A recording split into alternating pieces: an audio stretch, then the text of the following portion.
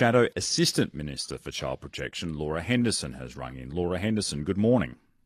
Good morning, Rory, and good morning to your listeners. Katrine Hildyard has suggested if you have amendments to the bill, bring them on. Are you going to do just that? Look, I do find it really interesting. The Minister's spoken about the complexity of this bill and the complexity of the child protection system, and it absolutely is.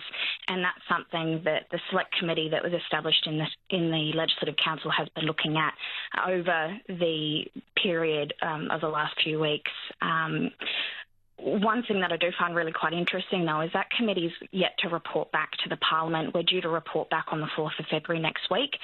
But despite the fact that this committee has not had the opportunity to report back to the Parliament yet, as we haven't sat yet, the government yesterday afternoon set out their priorities for the next sitting week, and the number one priority on that letter that they've sent to all members of the Legislative Council is that they would like to see the Children and Young People Safety and Support Bill pass the Legislative Council. So that doesn't even give the opportunity for anything that the committee would like to report back to be taken into consideration from this government. So it's not showing that the government's willing to listen to the community, to listen to what members of the Select Committee have heard, to be able to make improvements in legislation that we've already heard from key stakeholders is deficient and that consultation was lacking.